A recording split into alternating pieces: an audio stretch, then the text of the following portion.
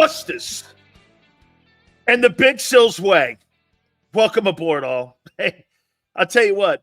I said this to you guys before. I did not think that covering the Philadelphia Eagles would give me, one, so much pleasure, and the content would be off the charts, and it is. By the way, we always start the show off with thank you to our friends at BetUS powering these next 4 hours here, along with you, obviously. And Big Sills, as we always do. We appreciate all coming aboard. There's M. Reyes, the Stock King, trying to make a case for this bum, Jalen Hurts. Now, that is pretty good. That's good. That's an improvement. M. Reyes out of the gate, believe it or not, usually with pathetic takes, has a great one. That's a good one. That's a good take right there, M. Reyes. That's improvement in your quarterback with something that was kryptonite to him the last couple of years. So at the end of the day, believe it or not, this idiot comes out with a great take. And he starts the program off for himself on a high note where it usually takes him 3.5 hours before he says something halfway intelligent. Very good, M. Reyes. It only took him a minute, and he got that up. Very nice. I'll open up with my 3 standard messages. We appreciate our friend M. Reyes being here sometimes. Not all the time, but sometimes. We hope all of you will hit the like button. Thank you guys very much. Also, all super chats go to the top, as all of you know, or if you're new to the program. Hey, by the way, if you're new to the program, introduce yourself. I'd like to see all the newbies that come in here each and every single day. What do we got here? What do we got here from corporate? M. Reyes with a shout out 42 seconds into the show. M. Reyes moving into JAKIB legend territory. That's from the home office. Okay, so you're getting love, M. Reyes, and I don't know why, because usually you have the worst takes on the planet. But hey, you did start to show off with a good one here. So let me start this off with a question. Do you believe that the Philadelphia Eagle job is a good job? Being a head football coach of the Eagles, is it a good or bad job? Or average job? Is that a job that people covet? Do you think it's a good job? Chips and Birds, thank you, my friend. Is it a good job? The Philadelphia Eagles head coaching gig. Please trade for You're not getting him. Nico goes, no one wants that shit. M. Reyes, an amazing job. He says it's an amazing job. Chips and Birds, hell no.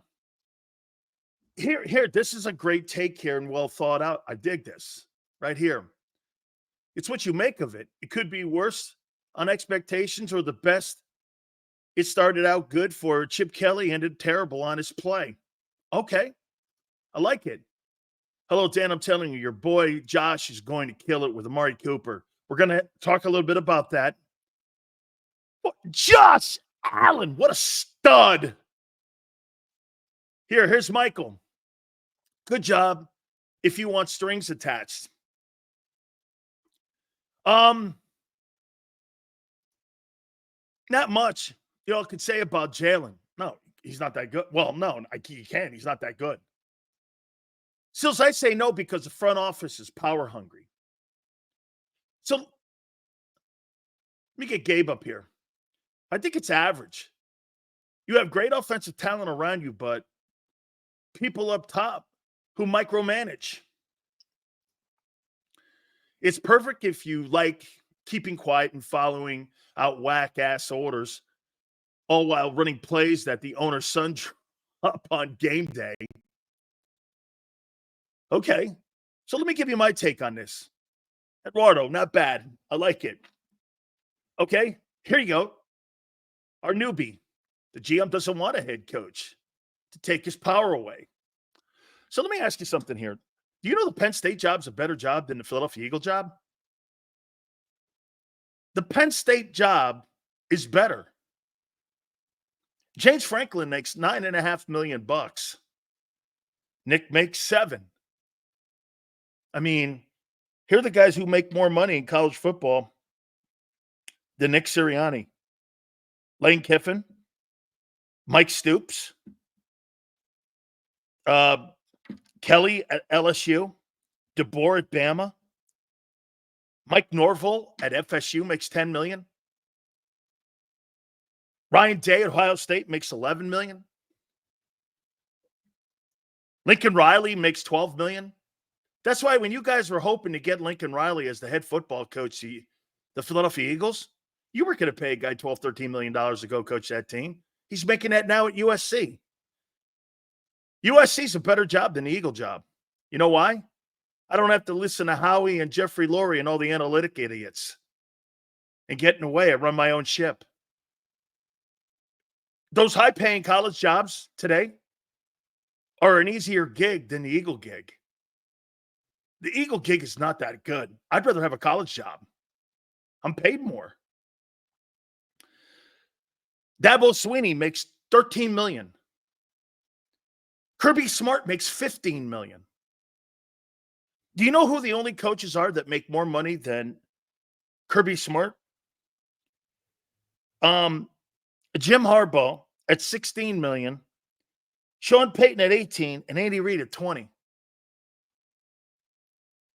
Kirby Smart is the fourth highest paid coach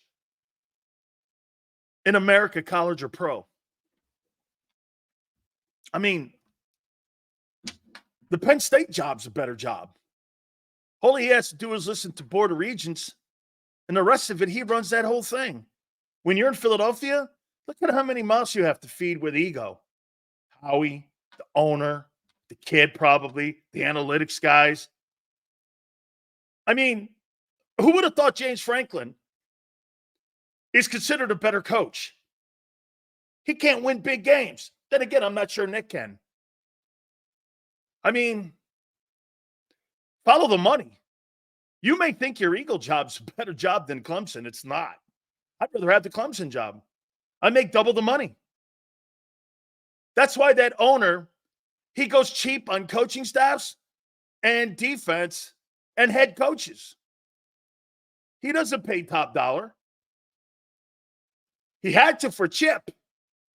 And that's why you don't hire a guy like that anymore. It's not because Chip wouldn't work or hiring a guy like Jim Harbaugh.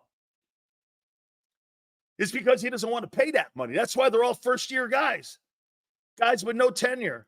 Guys who have never been head coaches. He goes cheap. I'm not saying he's done a bad job at that philosophy either. Since 2000, no losing coaching records since he's owned it. But don't kid yourself. That Eagle job's not that great a job. You make it sound like it's a great job because why? It's your Eagle team. Shit, I can name you 15, 20 coaches that make more money in college than what that guy makes. Here, get this. Doug Peterson makes $8.5 million in Jacksonville. Shit, I just told you, man. Lane Kiffin makes 10 at Ole Miss in the state of Mississippi. Here's another one. Sean McDermott. Here, wait. Matt LaFleur makes $6 million. Shit, I name you 35 coaches. Why being an NFL head coach today, unless you're like Jim Harbaugh, it ain't worth it. I got too many. Why would I want to listen to a guy like Howie Roseman when I can run my own shop in college? Think about that. The Eagle gig is not that good a gig. I'd rather coach Rutgers. I'd rather coach Rutgers. I'd rather coach Maryland. The Maryland coach makes $6.5 million. He makes as much money basically as Nick Sirianni, the head football coach at Maryland, with less shit. I mean, dude, you know, people were telling me what a great job it is to be the head coach of the Eagles. And I'm like, no, it's not. Same thing in Dallas.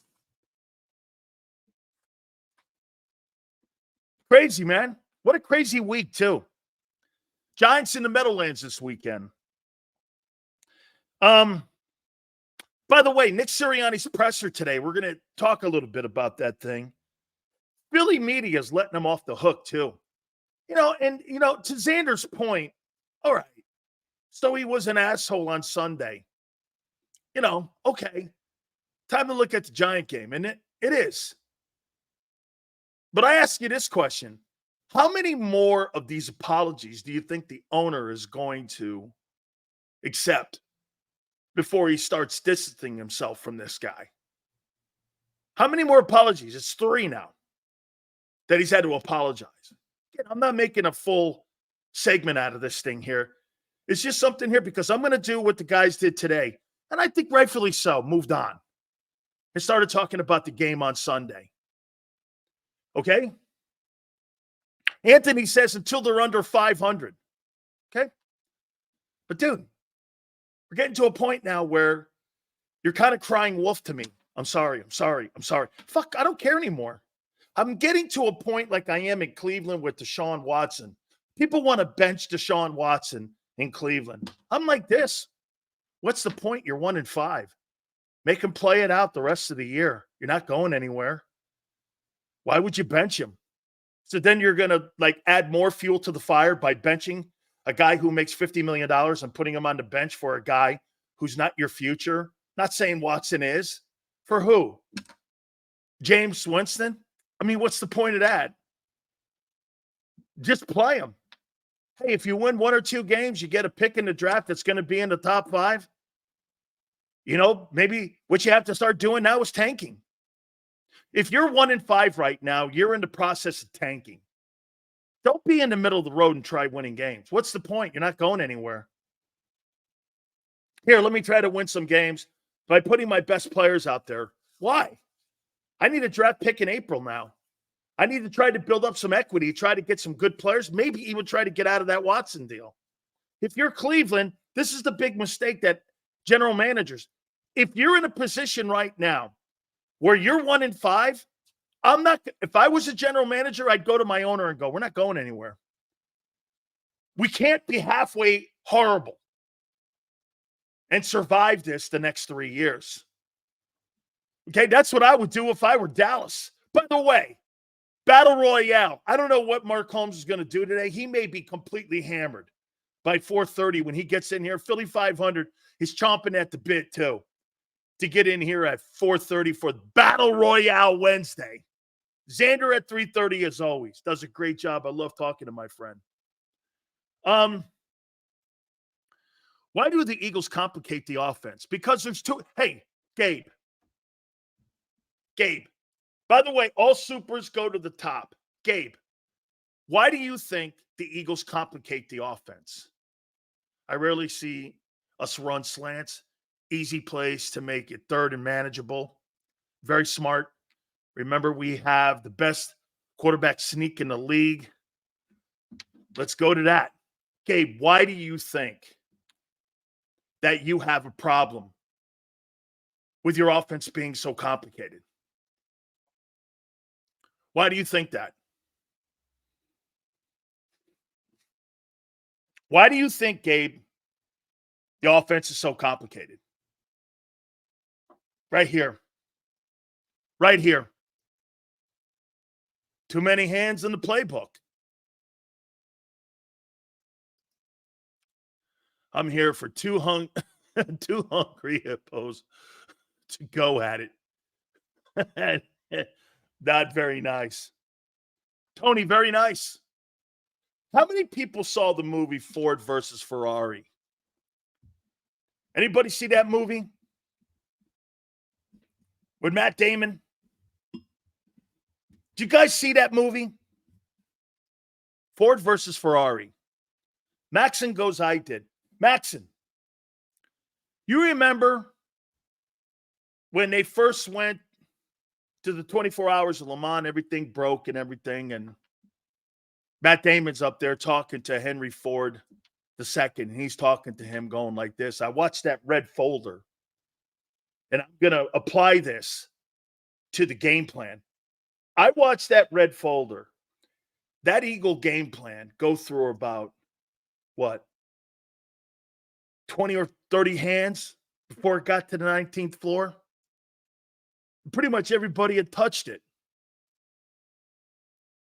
Even with the wrong coordinators, driver, even with the wrong things that people were adding to it, we still have one thing, talent. And that's what you have, is talent on the offense. But, sir, you can't win a championship from the owner's box or without one man making a decision. That's the coach. That's exactly what you have here. You got too many hands on the game plan. That's why it's complicated. People complicate shit with too many voices in it. The Eagles run, and I know how they do it. I saw Mike McCoy. Mike McCoy, the former head coach of the Chargers, has the same philosophical beliefs that Nick Sirianni has. You know why? He worked for Mike. He got that from Mike. Mike used to go around when I was covering the Chargers, and he used to tell me on the air, he used to come on my show, we get everybody's opinion on the game plan. And I'm like, but everybody's opinion doesn't matter. He goes, well, we like to take a lot of people's input. Right there, immediately, I knew that they were talking about ownership and that the Spanos has had a say in how the direction of the team and how the offense was going to go. That's why they've never gone anywhere with Phillip Rivers or with Dan Fouts. Even back to the days of Gene Klein, when he owned the team. When you got too many voices on the game plan, you're not going anywhere with it. Jalen Hurts getting fried on a skillet today. The Jalen Hurts offense is hot dog water.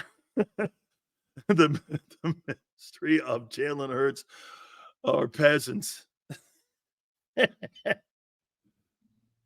Hurts is not a pro-style quarterback. Amen to that. Get this. Here's Bruce sitting here on a Big Sil show, national football show on a Wednesday, stating the obvious and that the ownership doesn't know the obvious. But they do. They do. Okay? I mean, you got it.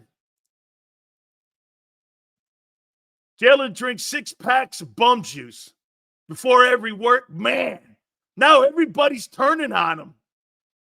Sills, Sirianni is low-level coach with high-power offense. Yet when the offense is blowing it, shows more of how bad of a coach Sirianni is.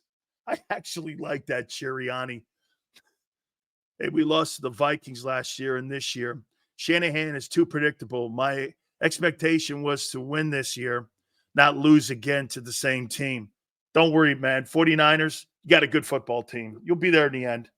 I don't know if you'll win it because unless somebody shows me they have enough to beat the guy in Kansas City, as of right now, you're still chasing the king. So, yeah, I mean, my question will be how much longer is that guy going to sit there? Love Hurts, believe that Hurts is a elite quarterback, Dan. He's not an elite quarterback.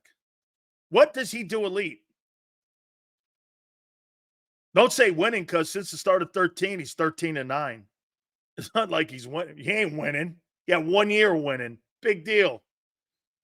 So did Dante Culpepper in Minnesota. Who cares? So did Rex Grossman in Chicago. I mean, he had 1 year. He's a 1 year wonder, James. As far as I'm concerned, Jalen Hurts is a 1 year wonder until he proves it otherwise to me. Okay? Oh. Okay, I got you. I got you, brother. Thanks, James. Get this. 13-9 is a winning record, sir. Yeah. Yeah. Get that participation trophy there, Prince. 13-9. Look at him. That's a winning record. You're damn right it is, man. 13-9 and getting bounced by the Bucks. There you go. Yeah. Every good team has one voice. Reed, both Harbaughs, Tomlin, McVay, let the coach run the organization. Ours is just a secretary for Howie and Lori. That's right. You got a bunch of people having all these opinions and shit, and the guys who make the decisions are the guys upstairs who are trying to win you a Super Bowl from the owner's box. That's not going to happen. It's not going to happen. Fellas, we got to quit with that Hurts elite argument. He's been in the league like, 5 years now? And he still has no pocket presence. Dude, sinful. Excellent take. Hey, you're right. He's in the league 5 years. I mean, he's who he is, dude. He's going to get better at reading defenses, I guess. I think so. I hope. Hey, I don't know that for a fact. I'm assuming he will. Some quarterbacks never. So, Dan, is the offense ahead of the defense or defense ahead of the offense for the season? The defense is what it is. It's not ahead of anything. Dude, why are you thinking you had a great game against Cleveland? You didn't. Do you know Cleveland is like one of the worst historical offenses of all time? In like 800 teams in the NFL, they're like one of the worst offenses in pro football history. So you didn't have a good game against them.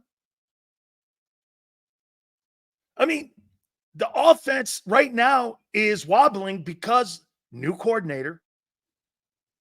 The quarterback is setting protections. He's handling the blitz more. And it's causing him to hold the ball longer. Why? Because he's trying to identify where the blitz is coming from. That's why his pocket presence suffers. He's setting protection. He's got to identify where the blitz is coming from. You think that guy's looking downfield? Or do you think he's looking where the blitz is coming from? Hurts doesn't see the field yet. It's a common teaching tool that Bill Walsh told me on developing of quarterbacks. Jalen Hurts is not looking down the field because he's looking for where the blitz is coming from right now. It's like winning a college championship in 42. I meant 86. In college, you was the man, homie. What the fuck happened to you?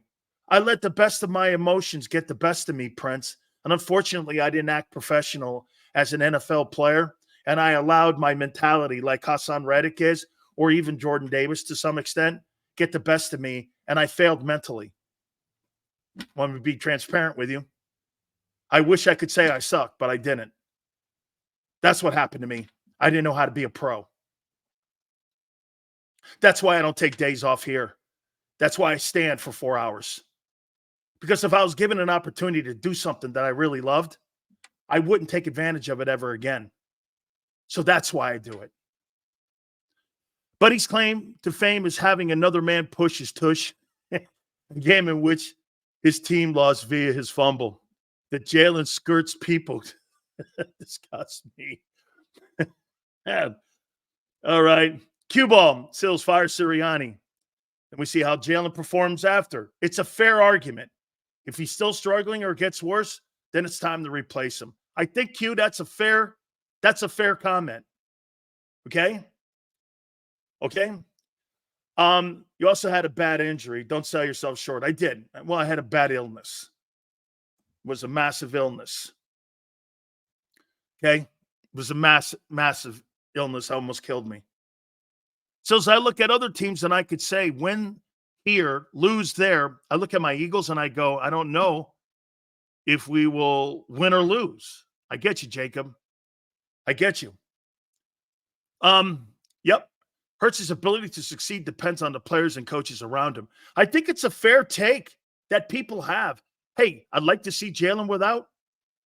I'd like to see Jalen without Sirianni. Tony, and we appreciate you, Big Sills. Always keeping it 100% all the time. Thank you. Tony, no, I mean, I didn't handle that as a professional, but I also was given last rites on my deathbed after my camp with the Cowboys. So, hey, look, not crying or anything here. It's just what happened. It's part of the story. Still saw your tape the other weekend. You and Jabron were a force to be reckoned with. Thank you. We really were. And as I told Prince, unfortunately, I let it slip away. Okay? That's why I'm harder on rookies. Isn't that funny, Xander? I think now maybe I understand why I'm harder on rookies. I don't give you the benefit of the doubt. You got to show up like a pro. You got to play. You got to watch film. You got to do all the things that it takes for you to be a pro. So I come from it as a place of failure. Okay? Most of you never had a chance to succeed or fail in the NFL. I have.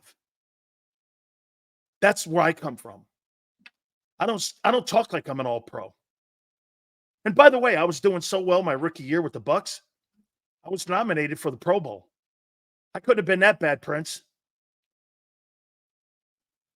Okay? I couldn't have been that bad. I was on a ballot for the Pro Bowl. Have you been? I've showed you my ballot. I have it right here. I don't want to bring it out again, but I will. I mean, how many ballots have you been on for a Pro Bowl? I have. Okay. Hit the like button, my friends. We are going to do our grades today. Stop crying? No. I wasn't crying when I was going to die. It was okay. I was ready to meet my maker. Wasn't going to cry. God took me, he took me. It's what it is. Hit the like button, my friends. Let's see here. Big Sills, we better be on because our old line. Hey, Richard, this is going to be a lot tougher than you think it's going to be because we're going to take a look at the Giants a little bit as well, a little bit more in depth, kind of like an overview of it. And we'll give you more of our takes on Friday. Okay. Way to lighten it up, Prince. If you die, you die. If he dies, he dies. Yeah. Hey, Prince, nicely done. It's Rocky line. How you doing? If he dies, he dies. If he dies, he dies. I like it. Dude, your boy is going to love throwing to Amari Cooper. Josh Allen. We're going to talk about that, man. Absolutely. Okay? I don't think I want to do that, Jeff. Hey, Jeff. I don't think so. Dude, me too, Prince. You're all good, brother. Prince is big time. He's big time in here, man. Yeah. Oh, man. Oh, it's funny, man. Nico, you talking to me? You talking to me? I was raised by my grandparents and my aunt. I didn't have a mom. So I don't know what you're talking about. My mom's basement? It would have to be my aunt's basement or my grandpa's basement. God bless them. Okay? I wouldn't be my mom's. Mom didn't have a basement. I think she did, and I don't know. All right. Hey, we'll give our weekly grades. We're going to make a leadership comment here. Oh, and my takeaways on Nick Sirianni. We got to do that.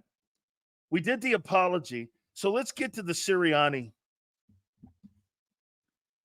Let's get to the Sirianni takeaways here. That's the overlook. Let me find Nick here. Here we go. Here's Nick. Okay. So his presser today was priceless. Priceless. Says, I wish I could get my hands on the offense, defensive playbooks. Maybe look at the pro personnel. Tired of the BS front office politics. Dude. The game plans, there's nothing wrong with the game plans. It's the people executing them. And it's too many voices executing them. One guy, dude, not 18 guys. Why do you think Vic sits up there in that booth basically by himself? He don't want to hear people giving him suggestions. He wants to hear himself think. He wants to process everything himself and get a feel for the game. How do you get hey, Q, you know why you don't have a feel for the game when you're offensive coaches and it looks like the same like Brian Johnson? You know why? Because you have too many voices with too many opinions and their feel of the game. It's not one person having a rhythm. There's no chance of that offense going into rhythm when you have so many voices. That's why it looks the same. It looks the same because their formula's the same. No matter who the coordinator is, it does. Andy Reid could not operate under that premise. No good coordinator could operate under that. With guys having different opinions on every freaking play. You want to know why Jalen Hurts sometimes looks confused? Because the coaching staff confuses them. That's the problem.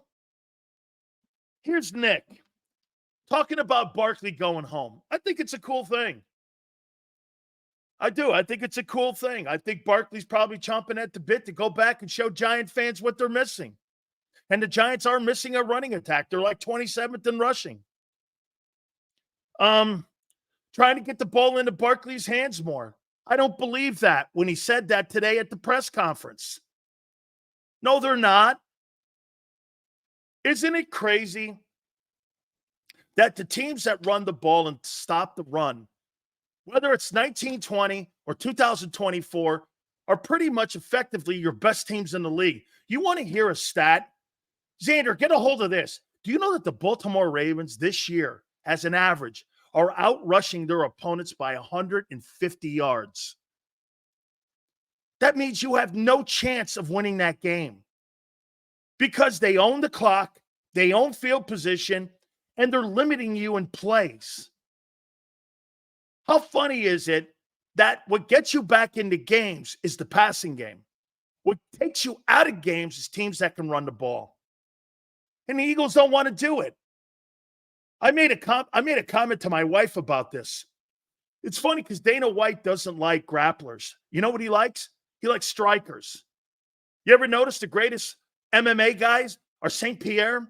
Guys like John Jones and Khabib? They're all grapplers that get you on the ground and choke your ass out. And guys like Conor McGregor, they run into a grappler, and a guy like Khabib destroys them. That's why Cormier couldn't beat him. Cormier couldn't beat John Jones because he's a better striker. And he's an exceptional grappler, even though Cormier's great on the mat. Didn't matter. He was versatile. But that's not what Dana wanted.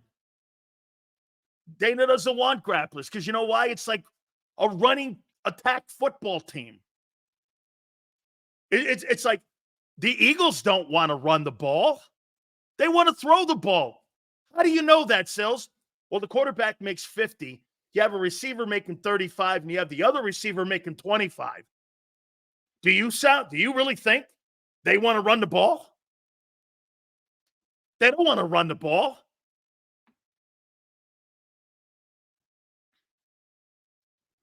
I think this is a good sign, Fox. I think this is a great sign for him. This is the beginning. This is good. That's a good thing. Dude, my quarterback should know and have a feel more than the coordinator. Hey, Fox, think of this, okay? Who do you want to have making plays out there for you and making decisions for you? A guy upstairs or the quarterback on the field who sees the game and feels the game? That's called quarterback growth. That's a good thing you're saying. He's audibling out? Great. Because those guys don't really have the answers the last 2 years. Brian Johnson and Kellen Moore don't have the answers. Kellen Moore, man, I mean, listening to him at a press conference, he so sounds like a head football coach today. Hey, man, I'm looking forward to Barkley going back to the Meadowlands. Here's something that I absolutely agree with Nick Sirianni on. Not many things. And he's right on this. And somebody kind of brought it up in a subtle way, in a nice way today. Hey, Nick, you said that you're making calls and what have you defensively and offensively. He's right about this, Sirianni. He is accountable and has his name on every single thing that happens on a Sunday, on a Monday, on a Tuesday.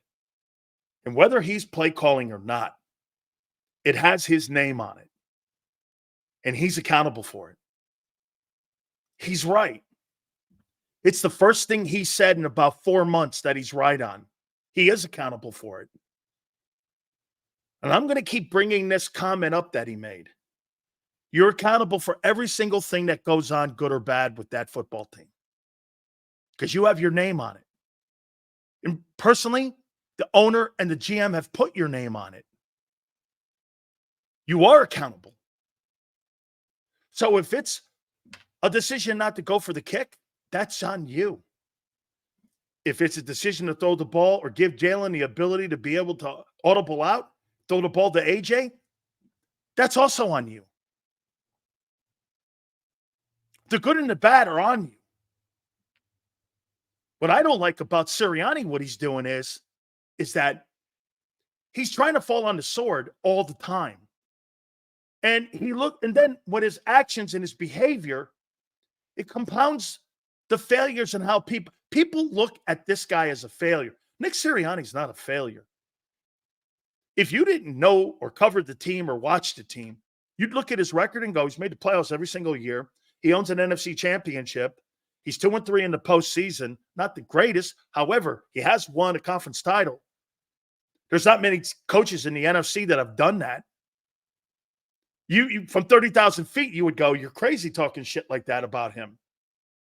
Until you get around him and you listen to him talk. Every time he opens his mouth at the podium, he puts another nail in his coffin. And I'm talking about his coffin on his career in Philly. I get more excited for a 40-yard run over an 80-yard pass.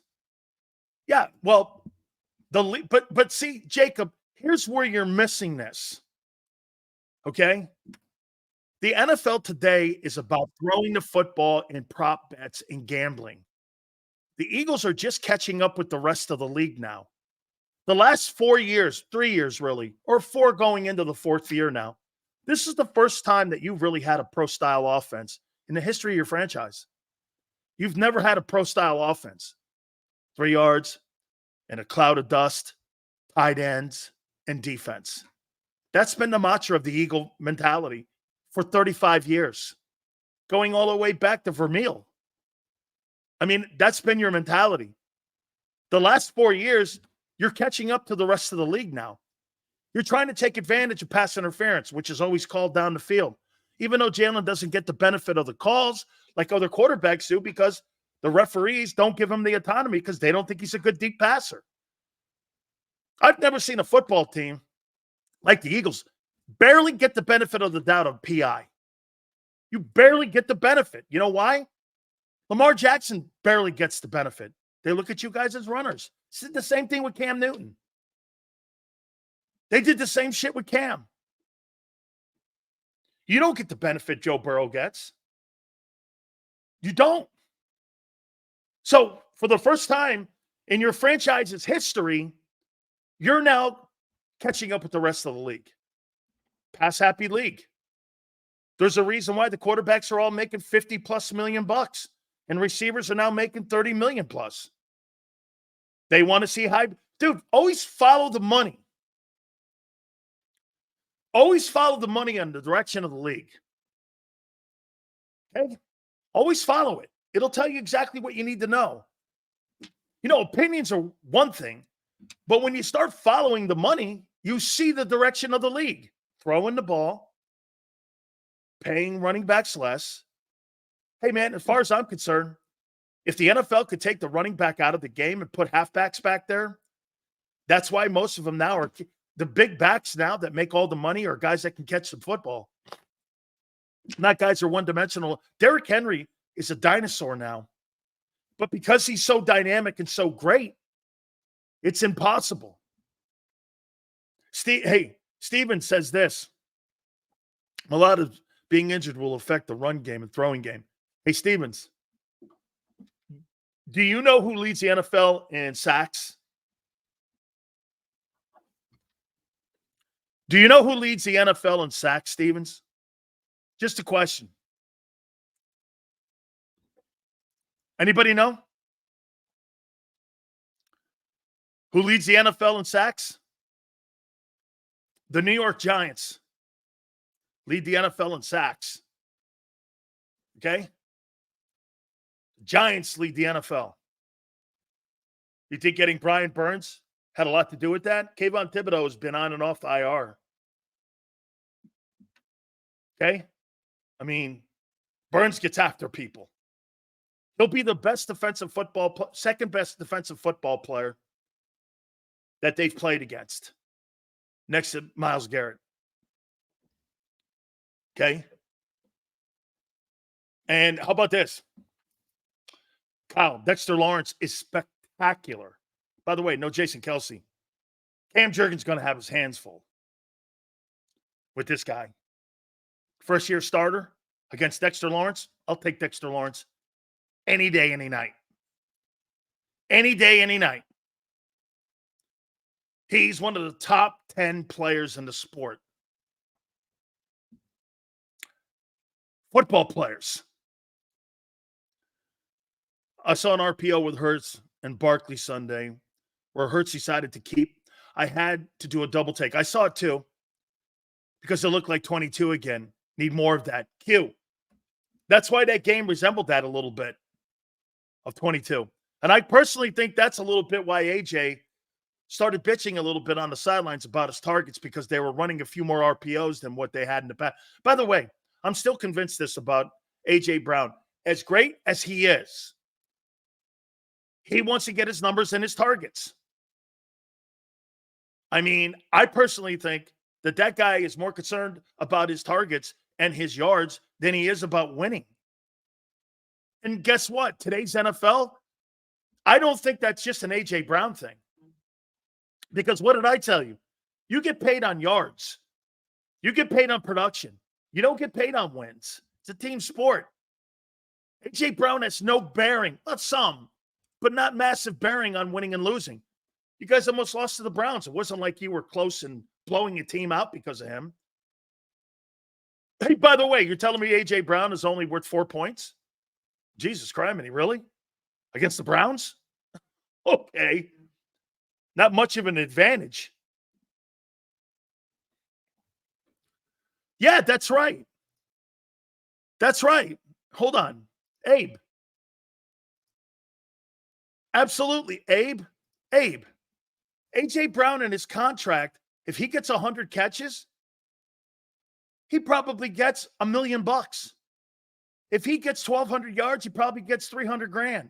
If he gets 1,300 yards, he probably gets $500,000. And if he goes over 1,500 yards, they probably give him a $2 million contract incentive with bonuses. Absolutely. If you play 75% of the plays, you get an additional $300,000.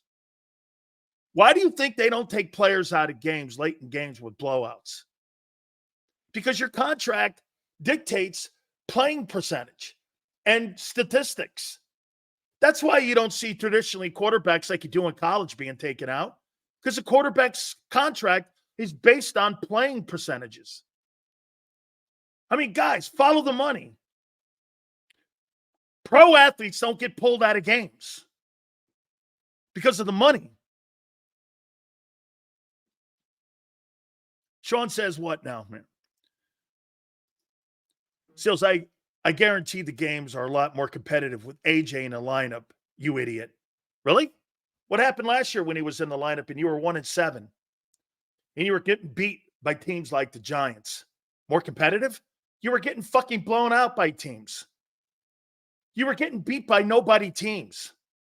What an absolute shit take that is. This guy makes it sound like he Where was he last year? Sean, where was he last year when you were in a nuclear meltdown and he had one 100-yard game in the last 9 games of the year? Where was he? More competitive? You're 13-9 in the last 22 ball games. How competitive are you?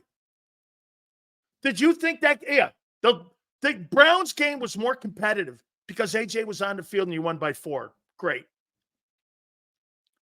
Great, you idiot.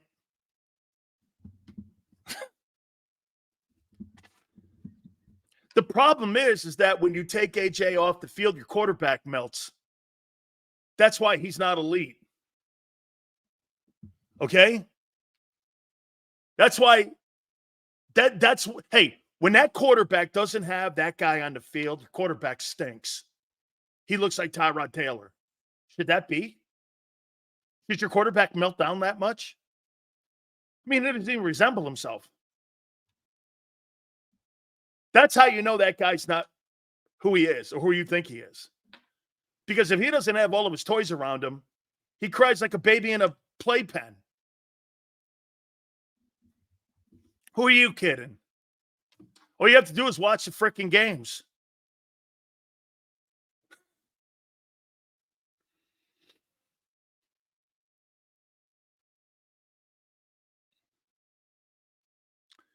Is it Hurts who melts down or is it the coaching staff? Well, dude, he's got to execute, doesn't he? Hey, so wait a minute. Let me ask you this, podcast. If I draw a play up and you can't execute it, who's it on? The coach or the player?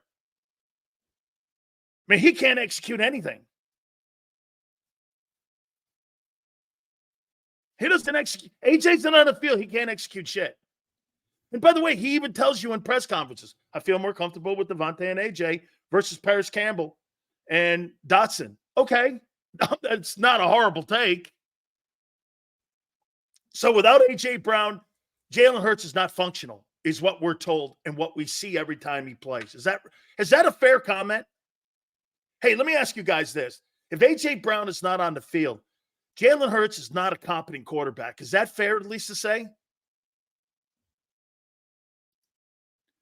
Dexter Lawrence is an Ox Hills, incredible player, absolutely fabulous football player, one of the better defensive linemen that they've had in the history of that franchise. Dan, do you agree Hurts will never be successful in Philadelphia because the front office does not believe in player development? Yes, I do. Yes. Yes. Here's another thing. Here's another absolute crazy-ass comment for a second day in a row by Chips and Birds. The 29th ranked defense is ahead of schedule. Okay. Wake me up when that's a fact.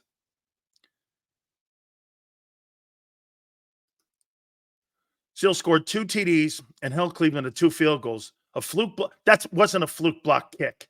And a scoop and score tipped the scales. We should have won by 11. How many games, Mikey, are you going to say you should have, could have, would have? It's been all year, should have, could have, would have. Should have caught the pass by Barkley. Should have won the game by 11. Should have beat the Bucks. Should have beat Atlanta. Should have what? What's next to should have? Man, you got an excuse for every week, it seems. When's that shit going to stop? Fair comment, but if we aren't competent without 2 elite dudes, you have no business making $50 million. If that's the case, draft and plug someone in. Lawrence from New York is one of the best interior tackles ever. Absolutely, 304. Absolutely. Is it about quarterback play? I don't see Hurts out playing Danny Dimes. Great comment, and I'm going to tell you he's not. Man, the pizza guy sauce. Danny DeVito outplayed him. Hurts is a tomato can. Actually, the numbers for Dimes Jones, he has a better passing offense than Jalen Hurts is. He's averaging more passing yards in the air, and he's got the same amount of touchdown passes. Jalen Hurts is not outplaying Daniel Jones. He's not. You can say whatever you want. He's not outplaying him. He's playing to his level. Right now, Daniel Jones and Jalen Hurts are the same players, statistically. The Giants have a better passing offense. Eagles are 17th. They're 7th. I mean, Eagles are 17th. The Giants are 12th. Did you know that? You didn't, did you? And the Giant defense is 10th overall. I mean, Sills, will Kellen have to scheme differently now since they see that Jalen can't play without AJ? They scheme it all the time differently. Sills, Hurts is above average. He is. But AJ is the Eagles' best offensive weapon. AJ bullies people, and Smitty's a surgical tool. They need to figure out Barkley, though, and run more. Absolutely. But, hey, I'll say this to you, Jason. Okay? It took a little time in Baltimore, right, for the offensive coordinator, Todd Monken, and for John Harbaugh and Lamar to figure out Derrick Henry. Well, they don't really have any other weapons except for the tight end there, Andrews. Zay Flowers is a fine player, but I compare him kind of to Amari Cooper. He's one of them dudes. He's not an elite player. He's a good player. Functional, above average. He's good, but they don't have elite offensive skill people outside of the running back and the quarterback and tight end.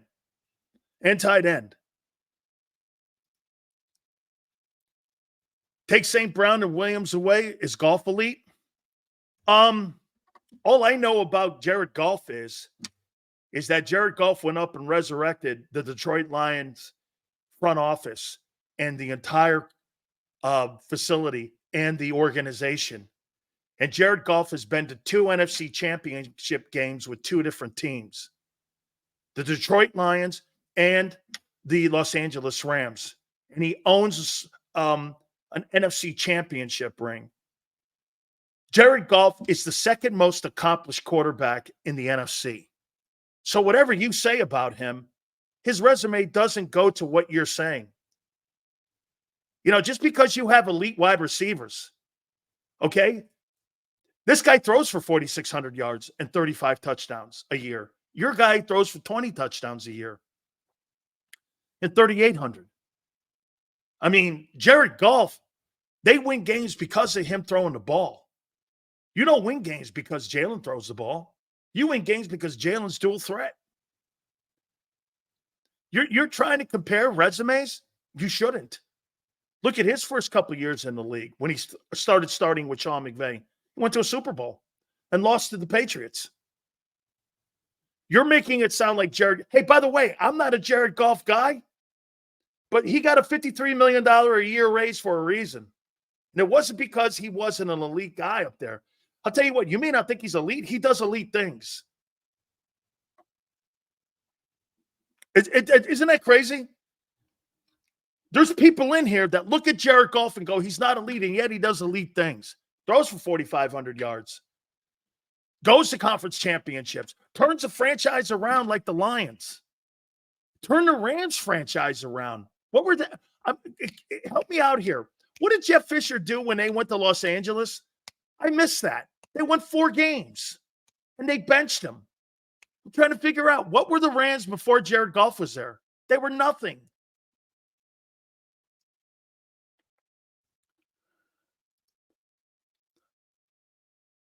I never want to see Jalen pass for more than 30 times. Jason, that's the remedy. 13, 14 carries and 25 passes. He's not going to lose. Okay? Dan, you do know Jones has more passing attempts than Hurts. Who's he throwing the fucking ball to? He's got a whole team of Paris Campbells outside of Malik Neighbors, who's been on and off the IR. You're making it sound like that guy's throwing to a... You know what he is? Daniel Jones right now. And by the way, I don't think the guy's good at all either. But Daniel Jones is throwing to the same amount of talented wide receivers as Carson Wentz did his last 2 years in the league with the Eagles. There's nobody on that team. Neighbors looks like an elite kid. Got to stay healthy, though. You're making it sound, again, that guy doesn't have Devontae Smith and A.J. Brown or Barkley on that team? I mean, you got to be kidding me. Who's Daniel Jones throwing to again? I can't name the receivers in New York outside of Neighbors. What matters is winning Super Bowls, not just getting there and losing. Golf hasn't proven it yet. Name me another quarterback in the NFC with a better resume than him. Okay. Stafford has a losing record and a Super Bowl. Super Bowl trumps it. Name me another one. Name me another guy in the NFC that has a better resume than Jared Goff. Who? 4 Pro Bowls, 2 conference title games with 2 different teams, a conference championship. Name me one. Name me one. Jalen Hurts does not have a better resume. Purdy has 2 Super Bowls? I must have missed that other one. Purdy does not. Purdy does not.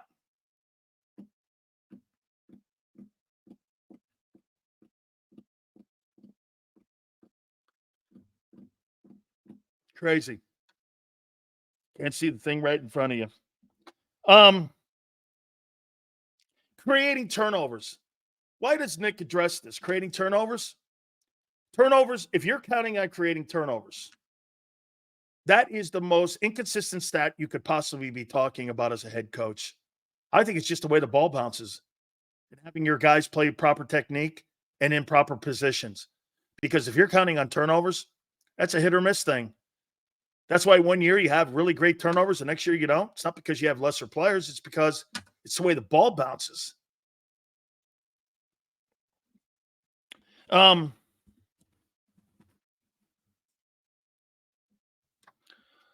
Not sure about Dallas Goedert. Calcaterra is really playing well. I think there's a good chemistry between him and Hurts. I made this point. Anybody who defends Nick Sirianni in the media, and I'm going to say this, and I'm sure that people will be a little bit disappointed when they hear it. Golf is most accomplished quarterback in the NFC. Mahomes is the only elite quarterback in the league. Allen's the next closest guy. Q. Yeah, probably right. Probably give it to Stafford, though, because of the Super Bowl win. But always remember, Stafford's underwater when it comes to his career record. Matthew Stafford's not a 500 coach, another 500 quarterback. Think about this, too. He had Megatron in Detroit, and he couldn't do shit with him. Golf goes up there, and he's got a winning record in Detroit. Anybody who defends Nick Sirianni and the way he's conducted himself as a head coach, he's a shill for the Eagles. And that includes everybody who came out yesterday. I don't want to name a name because I absolutely love the guy. But, man, you embarrass yourself. You really do. You embarrass yourself. I mean, it's one thing to call me and tell me that I can't come on your show because the Eagles are mad at me. And it's another thing to go out and defend that shit and make yourself look even dumber. I mean, I don't know what else to say. I was embarrassed for my friend. I was. You have the audacity to call me and tell me you can't come on my show because I'm critical of the team. And then you turn around and you perform basically a vehicle for them so that, hey, look, by the way, I get it. You want to work for the team. You want access to the team. I get it all. I'm not really not understanding of that. I understand it. But don't call me then and tell me I can't come on your show because the Eagles don't want me to. And the Eagles are upset with you. And then turn around and shill for them. I mean, your credibility is zero with me with that. I actually like the guy.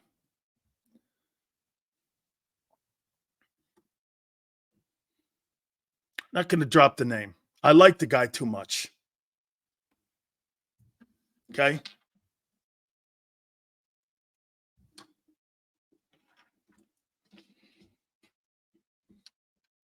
I mean, it's the reason I posted on my Twitter page what I said about the shilling of the media, Philly media. And I didn't name a name because I don't want to. But no, and I'll say it, it's not John McMullen.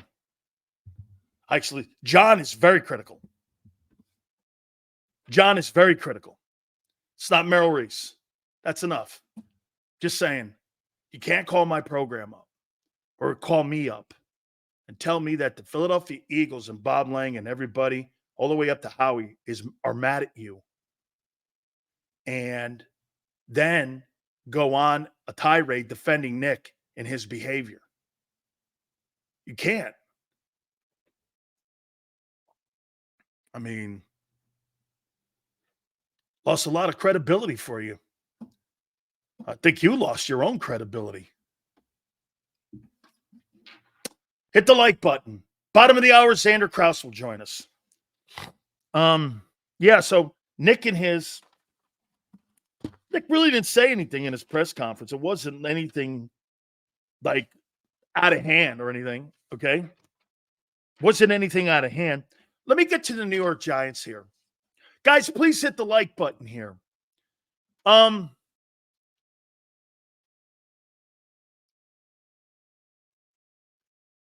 Now, good. I'm glad you guys didn't get who it is. Not going to drop the name. Guys, all super chats go to the top. Trading deadline targets 4 defensive pieces. They're going to be low end, though. They're not going to be high end. They're going to be low end guys. Okay? All right.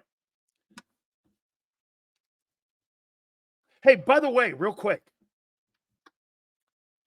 If the playoffs were to start this weekend, here are your playoff teams. AFC, Chiefs, 1 seed, Texans 2, Ravens 3,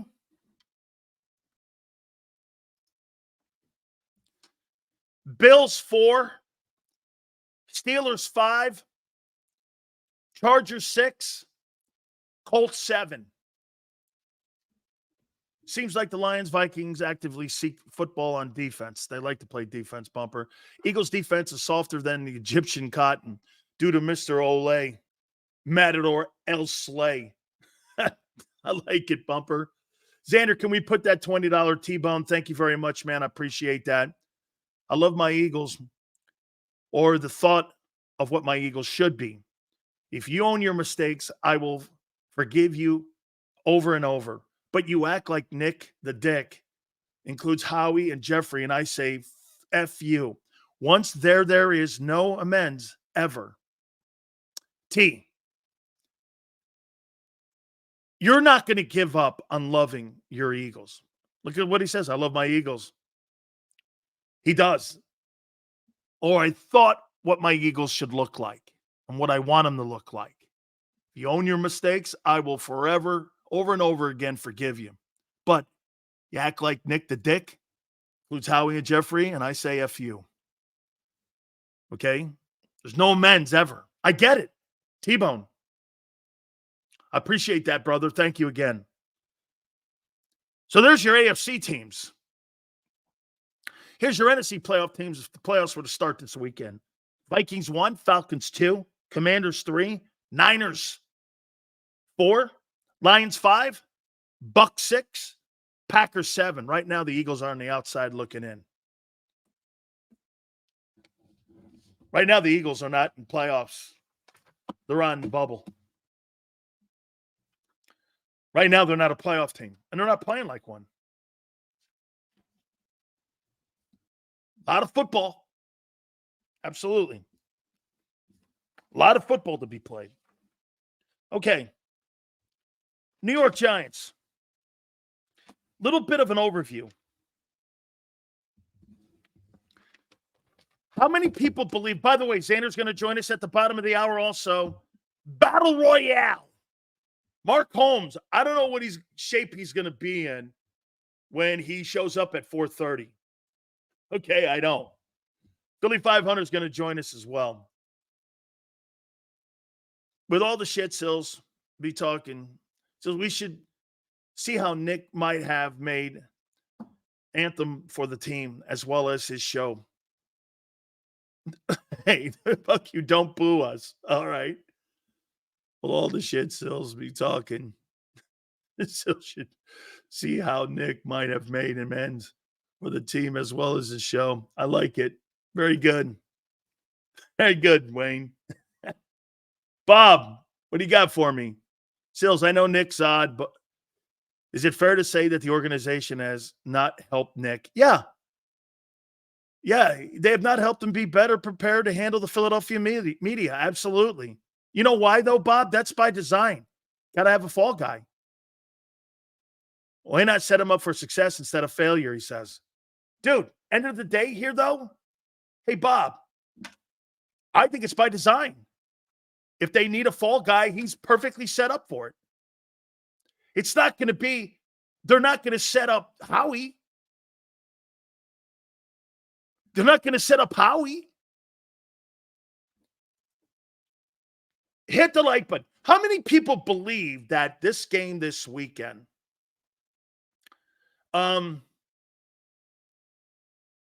it's going to be more difficult than you think?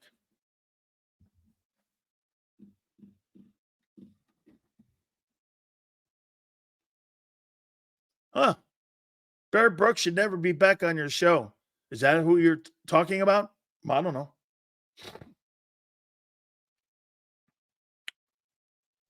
I don't know. I don't know.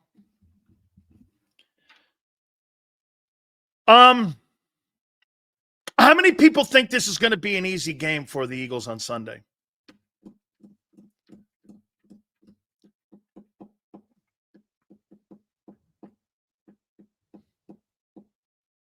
I do. Mr. International says I do. Divisional game, yes. Josh says we lose on Sunday. All right, here. I'm going to give you a brief overview of the Giants. I gave you the numbers yesterday. Now I'll give you a little bit more kind of nuts and bolts stuff about who they are. The Giants can get after the quarterback. As I told you, and without Malata, the Giants are first in pass rushing with sacks. Okay? They're number one in the league right now after the first quarter poll of the season in sacks. They know how to get home. And you know why? Because that nose crushes the pocket. Quarterback can't step up. And they know how to set the edge. Do you know most of those sacks that they're getting are because of Dexter Lawrence? That's what you were hoping Jordan Davis was going to do.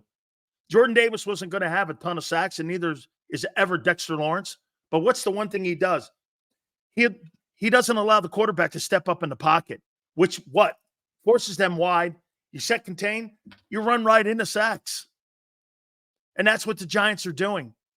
These defensive ends that they have, you're running into sacks because of the middle and because of what Lawrence is doing up front. That's what you wanted Jordan Davis to look like. Look at this. Clarence has 7 sacks. That's because of Dexter Lawrence. That's because of Dexter Lawrence. Crush the pocket. Quarterback goes out wide. You set the edge. Quarterback runs right into sacks. Very simple. When you have interior pressure. Very simple. Wait a minute. Dexter has 6 sacks? Dude. He has 6 sacks in 5 games. Insane for a nose tackle. I don't know if I've ever seen that. Nose tackles get triple teamed. Do you understand that? They're most of the time triple teamed. Sanders, Dexter Lawrence, is that guy a Bama guy or is he a Clemson guy? Dexter Lawrence has 7 fucking sacks. Wow. Wow.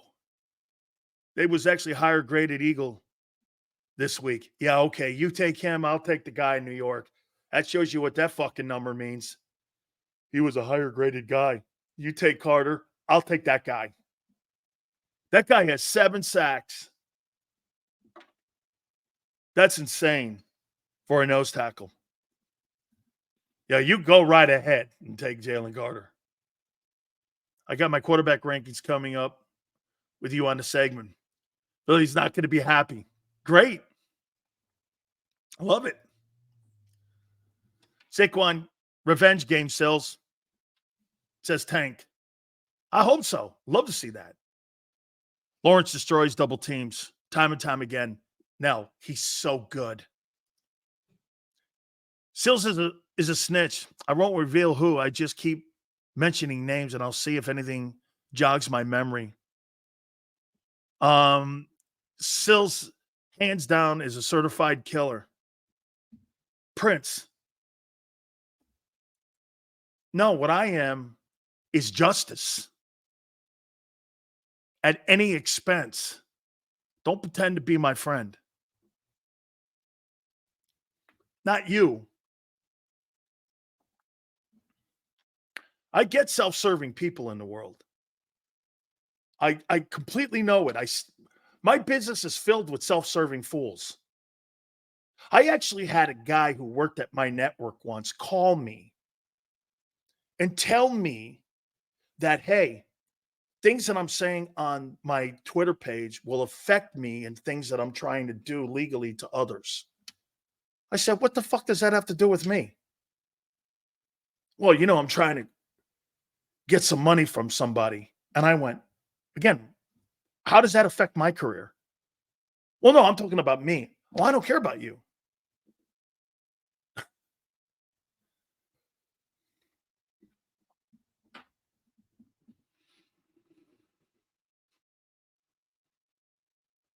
Hills is a certified killer.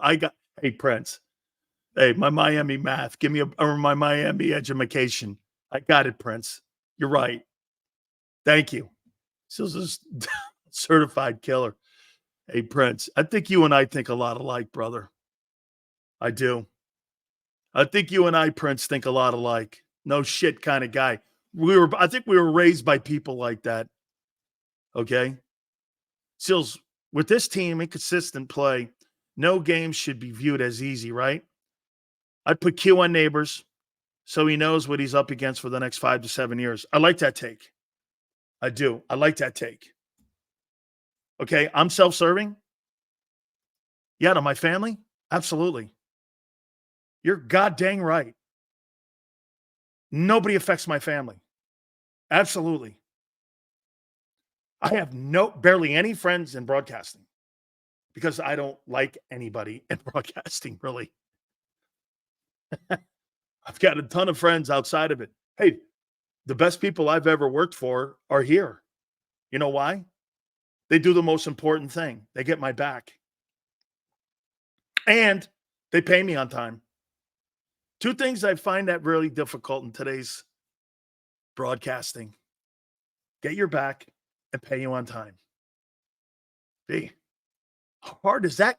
How hard can that be?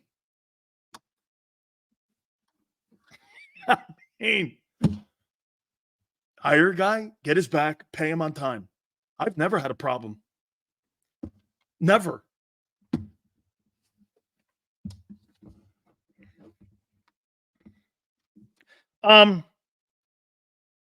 Giants have a top 10 defense, too. Top 10. Still sounds bad, but Birds win 3 more games. No more split with the Giants. Beat Panthers, Jags. That's it. Have to take a chance on a number 1 pick. Trade the number 1 pick to Cleveland for Garrett. Smith, Jr., Huff. They're not going to take Huff. They're not going to take Nolan Smith. They're not going to take that. What they would want for Myles Garrett, they'd want a 1 and probably either Jalen Carter or Jordan Davis.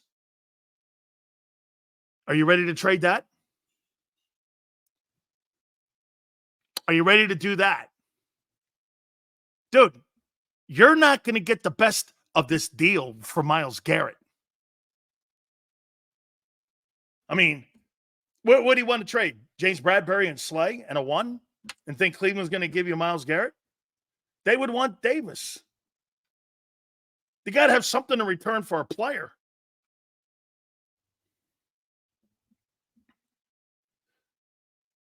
This is more likely. Dan Sileo, honestly, I don't want the Eagles to trade for anything. We're screwed this season. Sirianni needs to go. And by the way, draft picks with Howie. I don't want Howie to have more draft picks. He's not good at it. Bye-bye, Jordan Davis. I get rid of his ass in a second, too, if it was involved with something with Myles Garrett or Max Crosby. I'm not a problem. Jordan Davis is not expendable. I mean, I'm not giving him a contract extension for $18 million or $14, $15 million. That's not happening. The backup is a better player. Milton Williams is a better player. At least more consistent. I'm not giving Carter up. Davis is not that good. He's decent. 13th pick? Absolutely not. I'm not even sure I'm going to give him the 5th-year option. Hey, Prince, what's the 5th-year option for a defensive tackle for 2025? What's projected on what the 5th-year option would be? If it's over 10, I'm not doing it. No, thank you. I have no interest in that. If it's over 10, dude, 10, I might think about it. I might think about it at 10. If it's over 10, no way. Kyle says it's $18 million. Fuck that. I could have had Hassan Reddick for that. Shit, man. $4 more million, I could have had Brian Burns. $4 more million, I could have paid Brian Burns and given Carolina a 3. Jordan Davis, 2026 second for Crosby. Who says no? Dude, Crosby, you're going to need a 1. Well, wait a minute. 27. 2 and a 5? I mean, dude, Devontae Adams just went for a 3.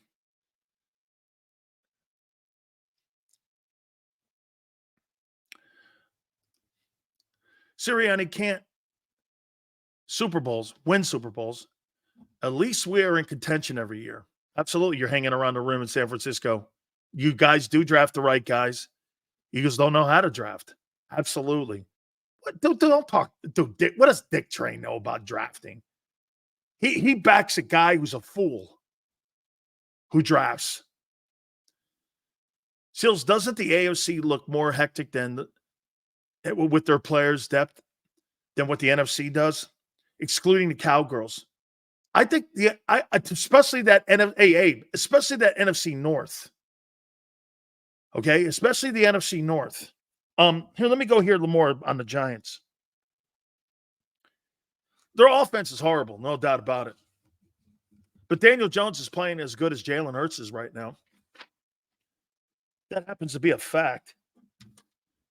Malik Neighbors looks like a superstar. Hey, dude, LSU, Ohio State, Alabama. When I say those programs to you, what immediately comes to mind when I say that to you? Get this. M. Reyes doesn't think, no, he's not. Yeah, he is. He's got just as many touchdowns. He's got just as many turnovers. He has a higher passing per game. His offense is 12th. Yours is 17th. And he's basically throwing to the same guys you are. I mean, yes, he is. See how that guy lies to you? He's lying to you. The Giants have a better passing offense right now than the Eagles do. That's a fact. That's a fact. That's right, Abe. Ohio State, Clemson, Ohio State, Alabama, and LSU. They are factories for wide receivers. I can't think of a shitty wide receiver come out of LSU. Can you think of a shitty wide receiver, Xander, in the last 7 drafts that have been bad out of Alabama?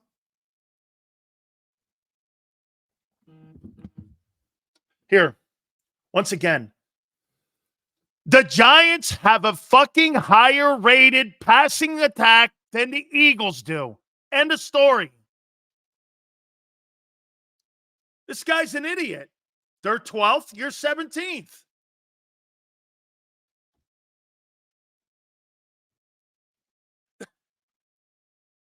Reyes is so fucking dumb. It's beyond, he started the show out great. Unfortunately, he's taken a nosedive. What a dummy. He don't want to hear Jalen Hurts in the same conversation with Daniel Jones. That's why. Let me take a look at something here with Daniel Jones too. Let's take a look at Daniel Jones. And by the way, I don't think shit of him. I don't think shit at this guy. Hold on here. Let's take a look at this guy. Here we go. I like those projections on what ESPN does. So right now, Daniel Jones is on pace for 3,905 yards, 62 completion percentage, and 17 touchdowns. Let me write that down. 3,905, 17 touchdowns, 11 picks, an 80.9 quarterback rating, and 62-1. Let me see what Hurts is on pace for right now. Let's see Jalen Hurts here.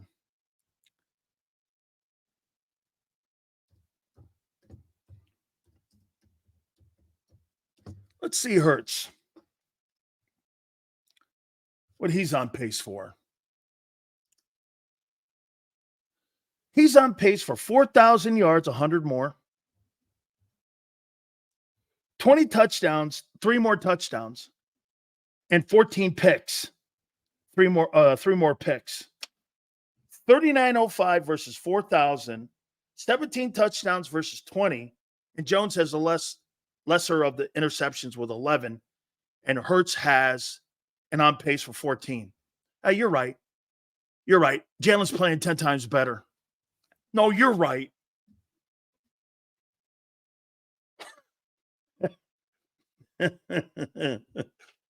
Oh, man. Kyle Shanahan is no better than Sirianni. That's an absolute ridiculous comment. That guy has, hey, Dick Train, that guy has a job. He's a play caller. Your guy has a job as, guess what? Bozo the Clown. Okay? Bozo the Clown. That's his job.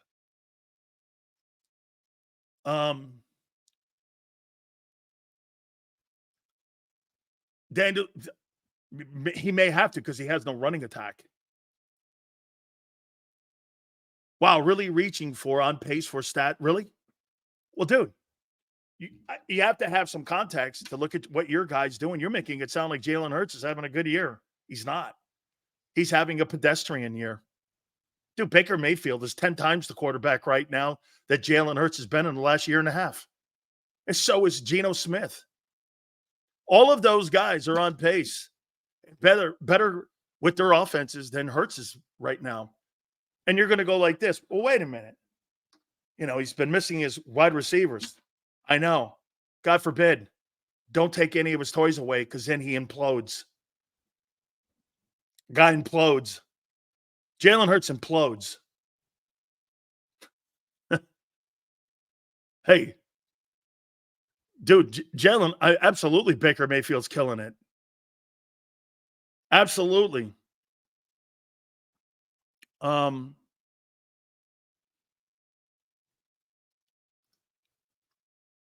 He's average at best. Dan, how did Denver move off Wilson's contract? They didn't. They're paying him this year. Charlie, they didn't. They're paying $38 million. And get this, the Steelers are only paying $1 million. Okay? The Denver Broncos are paying $38 million. How's that for you? The Broncos are paying him almost $40 million to go away. That shows you how bad. That's what Cleveland will have to do. Cleveland will have to get into that room a little bit as well and do something like that if they want to get out from under that contract with Deshaun Watson. Okay?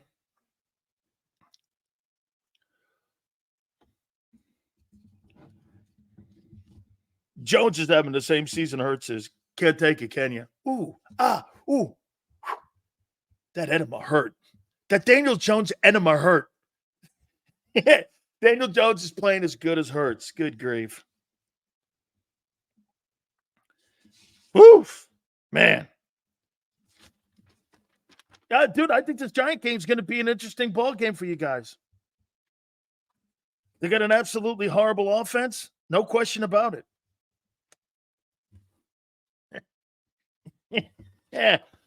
Holy cow. This is too fun. What a content machine this team is. Yeah, it's never boring, I'll tell you that. What was Nick's thing today with the